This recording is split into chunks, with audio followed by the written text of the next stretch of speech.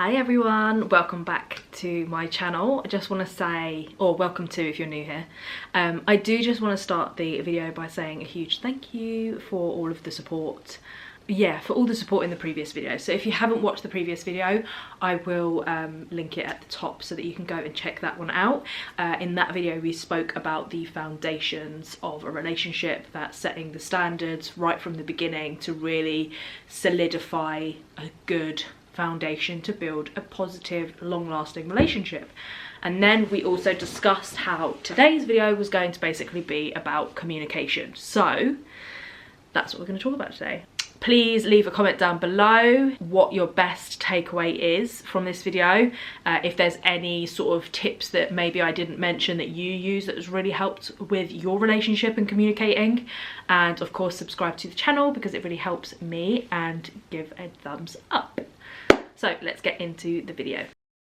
Okay, so communication to me is probably the biggest aspect of a relationship. Like, you have to get communication down. I know everyone says loyalty and trust and all that kind of stuff. For me, communication is like one of the main pillars. When you go into a relationship, it's a partnership, right? That's what most people are looking for. They're looking for a partnership, someone that they can share their lives with, someone that they can grow together with, someone that's on their team. You're a team. You can't read minds though. So I can't physically read your mind and understand exactly what you're thinking and how you're feeling. Like, I don't know anything unless you tell me, right? And the thing is it goes both ways. So you won't know how I'm feeling or what I'm thinking unless I tell you. So communication is key for that. You can't beat around the bush. There's no assuming and all of that kind of stuff, because you physically don't know unless someone tells you. And I think where communication can go wrong is people don't communicate well. They don't actually say what they're meaning. They're holding back, probably out of fear of hurting their feelings, or coming across being misunderstood, that kind of coming across in the wrong way and being misunderstood, or they're just not very good at communicating how they're feeling. Maybe this is someone that's, you know, been on their own for a long time and they're not used to having to share how they're feeling to another person. They're very they're just sort of used to being solitary and dealing with things on their own. So that is another thing that can also struggle with communication. It's also finding out how to communicate with each other, right? What works best for your relationship. People communicate in different ways. Some people like to sort things out straight away. Some people might want a bit of time to reflect on it and feel, you know, figure out how they're feeling and then deal with it. So it just depends on each person. You know, you might be the type of person that likes to sort things out straight away. Your partner might be the person that needs time to kind of simmer down a little bit and collect their thoughts and feelings. So you really need to try also understand how each other communicate in that aspect as well, like what's best for your relationship, to ensure that it doesn't escalate to a point that's just completely unnecessary. It's quite common when you're frustrated or angry or feeling let down or upset or hurt by anything, to say things that don't really resonate with the bigger picture of the relationship, but how you're feeling in that very specific moment. Because something that I truly obviously believe, once you've found your partner for life, something that I really had to also get over is that love is boring. And what I mean by that is the same way that you have love for your family, where, you know, you don't necessarily think about them every second of the day, you don't feel that love for them every second of the day, but you know it's there. It's the same thing when you find your partner, right? Because that's then becomes your family, basically. You want to grow a family with that person, or, you know, that's your family now when you find your one. And it's the same sort of feeling. It's quite boring, really. Like, obviously it's like great and gives you all that warm glow, but it's not consistent. It's not all the time. That feeling isn't always there.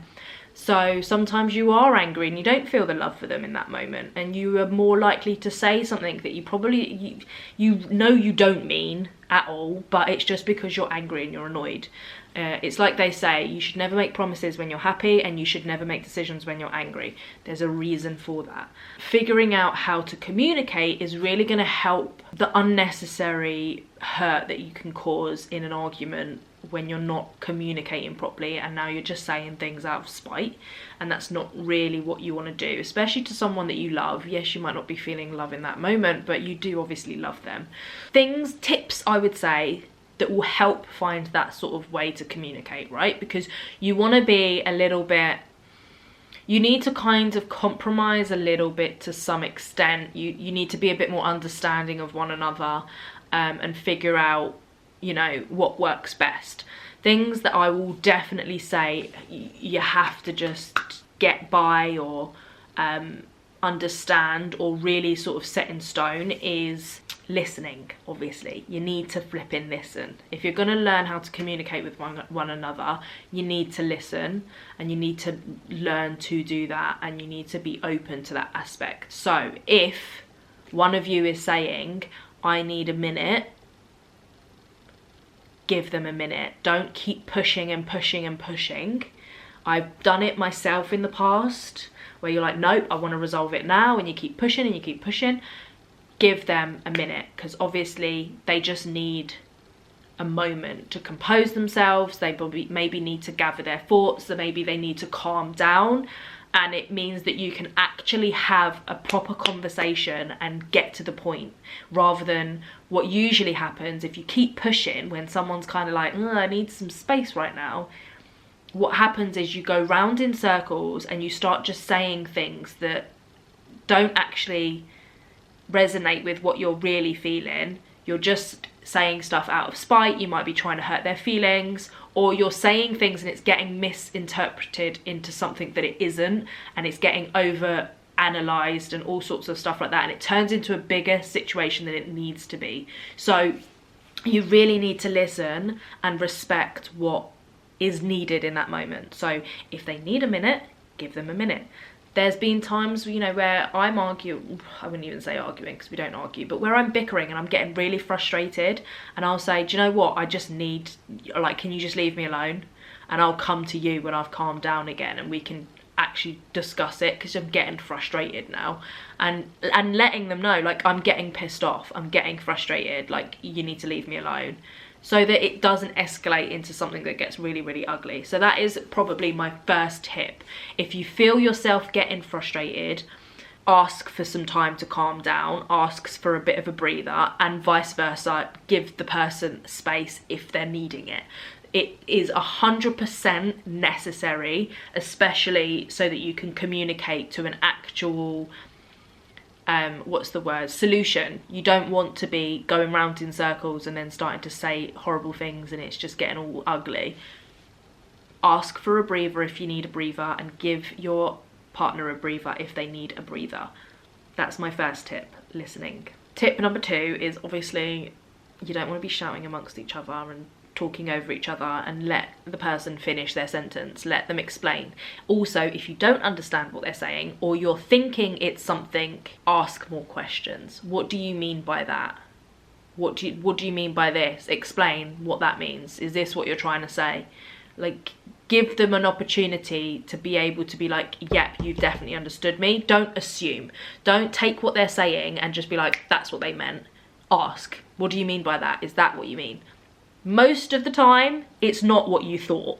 And actually, once they explain themselves and maybe use their words a bit better, it won't be as bad as you think in your head. There's that other saying, did I really say that, or did you think that?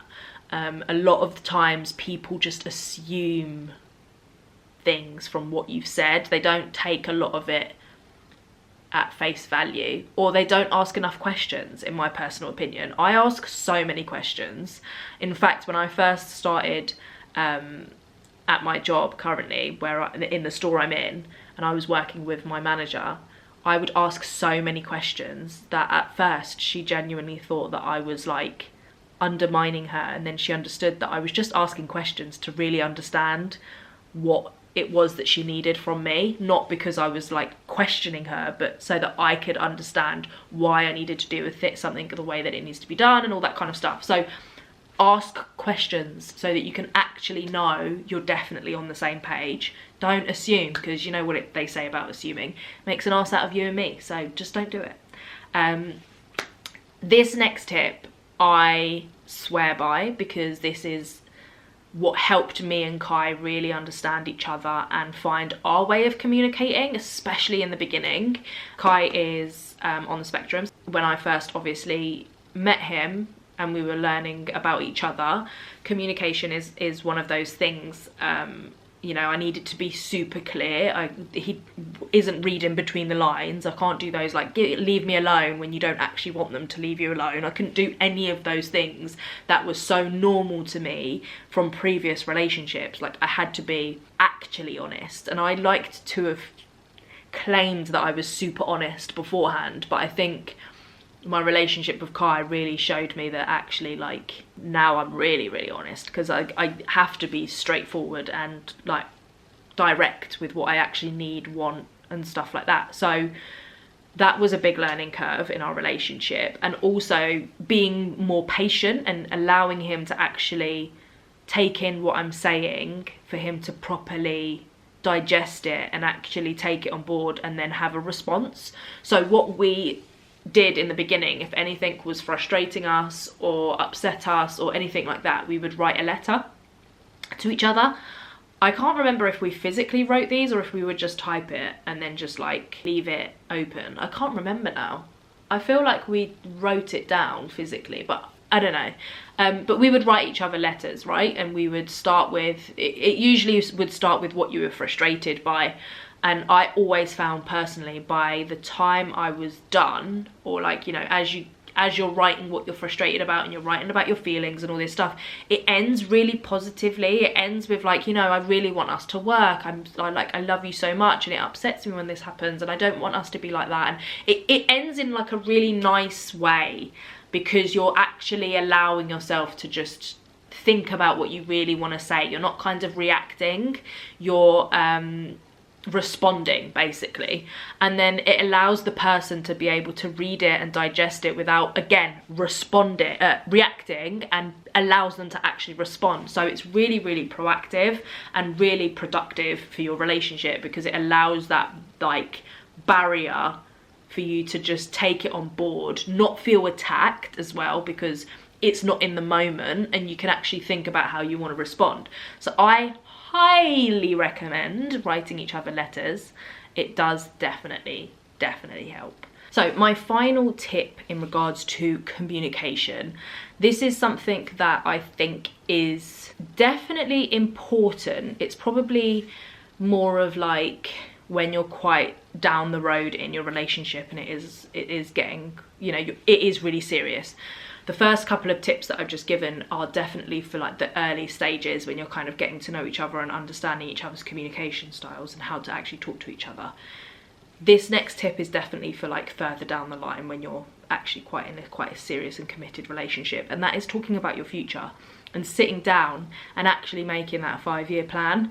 That's definitely something that Kai and I did, I think, when we turned like 25, and it was like, we're 30 in 5 years time. That's when we were like, okay, we need to sit down and really discuss what we want to be doing and make a plan and set a plan into place. And then you can have like every 3 months you can sit down together and, you know, review it and see how you're doing, or every 6 months or whatnot. Like, you can, you know, sort of have a little catch up and see how you're getting on. I think this is really important, especially when you start to integrate your lives together, in the sense of like, you know, joint bank accounts and all that kind of stuff. So it's really important to be able to know that you're both on the same page and understand each other's goals, because at the end of the day, you are still two individual people living your lives and choosing to share it together. So, you know, your partner might have personal goals that they want to go through that you're completely unaware of, and you need to have that sort of conversation of like, okay, what do you want to be doing in the next 5 years? What's your kind of goals? What's your plans? So that you can align them really, and just basically make sure that you're both moving in the right direction, in the same direction, and doing what you need to do to ensure you get those goals as well. So definitely sit down, have your 5-year plan, and then have, you know, like a little meeting if you want every 3 months, every 6 months or something like that, just to review it and make sure that you guys are still on track. So yeah, so just quickly to recap in regards to communication and the tips that I gave. Obviously, number 1 was listen, and make sure that you're asking for time out if you need to cool down, because you don't want to ever escalate to a point that's just blows everything out of proportion. So really tune into how you're feeling in the moment, and if you need a breather to calm down so that you can actually speak on a civil manner, ask for that, and also listen and give that to your partner if that is what they want. Respect that. Editing Lily in the future here, just to interrupt the video and say that the next clip says that tip number 2 was about writing the letters, when actually that's tip number 3. I totally forgot about the asking questions. So tip 2 is actually asking questions, and then this is tip 3. Sorry! Number 2, of course, was to write your letters. Gives that sort of block in the reacting and allows you to actually respond, which is really, really good. And as you kind of get to know each other, you'll find that you probably have less and less letters that you need to write, but it's really great in the beginning. And then of course tip number 5 is have those meetings, set that 5-year plan, and, you know, catch up with each other and see if you're both on track and how you can help and put things in place for that. Comment down below if there is anything else that you love to do in regards to communication with your partner, with your friends, etc. I'd love to know. Subscribe to the channel if you will, please. And I will see you in the next video, where I think I'm going to be discussing attachment types, thanks to my sister-in-law actually for giving me the idea. So next video we'll talk about attachment types, and yeah, thank you, bye.